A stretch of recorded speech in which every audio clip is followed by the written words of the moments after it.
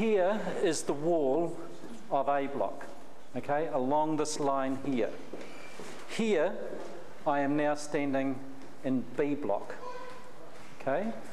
If you pluck up courage and stand where I am, and you have a look up here, and I'd suggest you do have a look up here, you'll see the gap between the two buildings. What in effect we've got is we've got two separate buildings here. So this is B block, this is A block here. These structures here are purely cosmetic.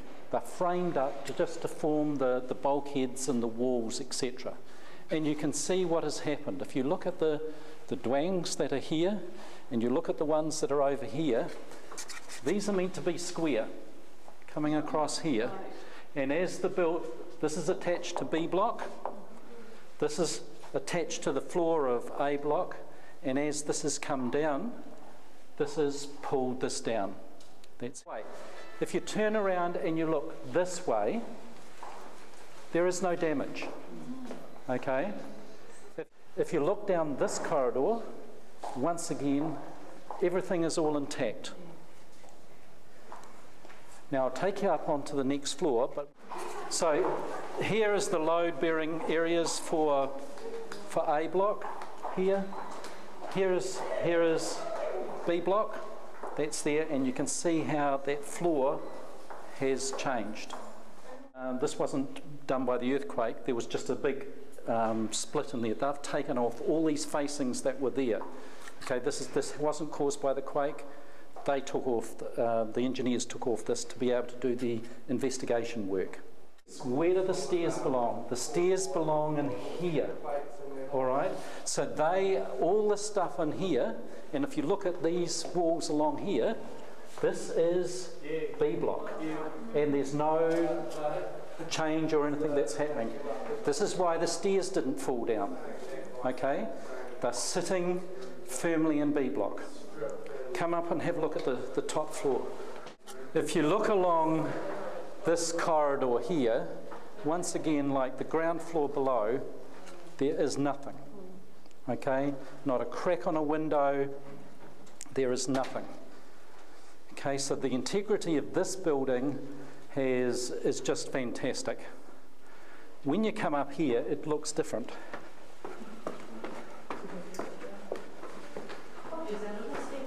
Oh my goodness. Oh, it's got a bit of a hole. Oh, that's the earthquake gap. Yep. Yep. Now, Diane's just got slightly ahead of me. When I came in with the engineers, and this was the first place that we actually came to, and I said to the engineers, my God, there's a big hole in the floor, and what's more, I can look down and I can see the ground floor. And they said, that's the seismic gap.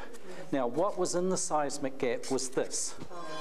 Polystyrene packing and just a pouring of concrete over the top just to bridge the gap. And the shaking of the building, that just fell out. All right. This bit's still here, polystyrene, sitting here. And here was the plate that was covering the polystyrene, and as this building has gone down, it has pulled this down, okay? Why didn't the stairs fall down? And the stairs didn't fall down because they are in B block. They are part of B block.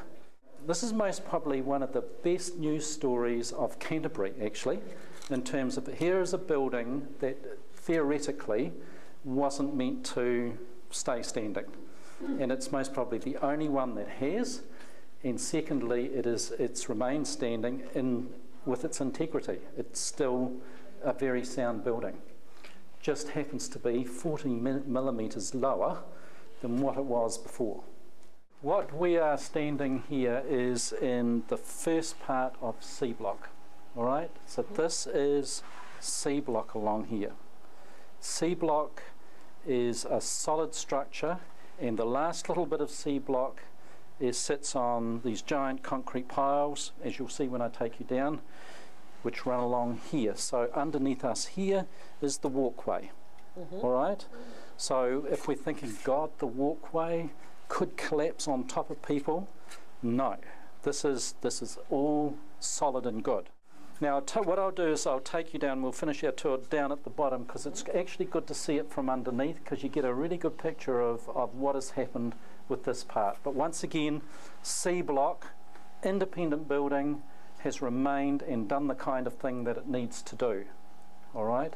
Once again, thank goodness for all that bracing and whatever that went on those buildings.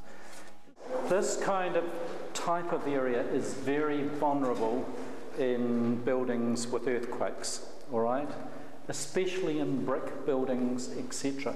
I want you to have a look at the walls, and I want you to have a look at the windows. And other than being dirty, there is nothing here, okay? Now, all that kind of evidence points to the fact that this building has totally stayed together. We haven't even lost a brick off the building, okay? What we have had is this building coming up and going down with an enormous thump as a whole building, and shaking a heck of a lot as well, as Sharon will know and others will know. But it's just compacted the ground that's sitting underneath. To the best of what we can do, and we've actually got the engineers to cause damage to do this investigative work, but I actually think it's good for our peace of mind to actually know what's happening, and to know that these buildings are safe. You will still take that intake of breath when there's an aftershock, and you will stop and you will look at things. But I think as far as we can see, these buildings are most probably some of the safer places to actually be in. All right? And we've saved a heritage building. Yay, you've given for it. Wow. So there we are, guys. I hope that helps. It's really helpful because we're going to have tiller kits, so it's really helpful to know.